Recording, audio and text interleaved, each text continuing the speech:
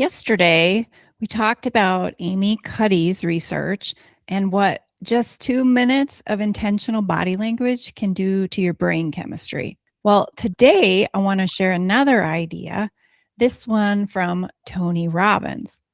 It's based on a saying he has: motion creates emotion. What he means is this: your emotional state is not just a product of your thoughts. It's directly tied to your physical state. The way you move, the way you breathe, the way you hold your body, all of it is either pulling you up or pulling you down. And here's the best part: you can change your emotional state faster through your body than almost any other way. Think about that for a second. We spend so much energy trying to think our way out of a bad mood or a nervous spiral.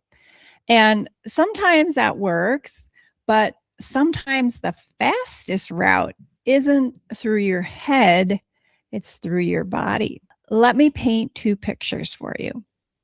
Picture a low state. We talked about this a little bit yesterday. Like you've just had a rough day. Maybe something didn't go the way you planned, or you're carrying some stress into the afternoon. Well, what does that look like physically? If you're watching this on YouTube, you can see that my shoulders are rounded, my chest's kind of caved in, my breathing's shallow, my eyes are down, and I'm moving slowly. My whole body is broadcasting one message to my brain: things are not okay. Now picture a high state.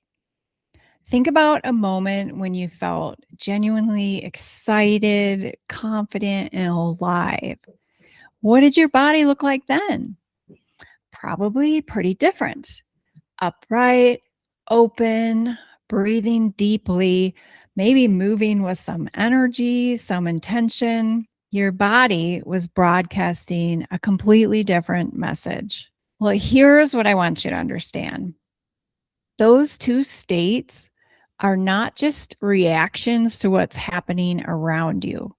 They're also inputs.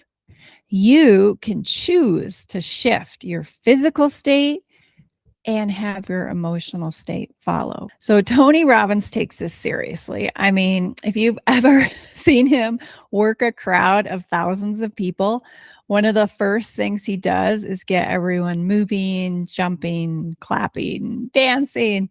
And the first couple of times that I watched him, I didn't like this part. I thought it was all just, hoorah, unnecessary hype. But when he explained that you can move your way to a peak state faster than you can think your way there, I decided to give it a go. And when I started off, I felt a little phony and stupid, but by the end of it, I noticed I was laughing and actually felt more awake and alive than when I started. So what I'll suggest to you is to just start with awareness. Begin to pay attention to how your body language is reflected in your feelings. Because I think that most of us are walking around in a pretty low state without even realizing it, most of the day. Like it's kind of become the default in our busyness. And then let's experiment with one intentional shift. Chin up, shoulders back, a couple of deep breaths, and maybe even jump or dance if you can, and just see if you can interrupt that low emotional state. And we're not simply pretending everything is fine. We're just purposely sending our brain a powerful signal. We're basically saying to it, like using our body, I've got this. And let's close today with our power statement for the week. So say it out loud and like you mean it. And if you're in a place where you can engage your body, even better. I always carry myself with big body language. Now, tomorrow, we'll see how combining big body language with our power statements creates something far more powerful than either one of those alone.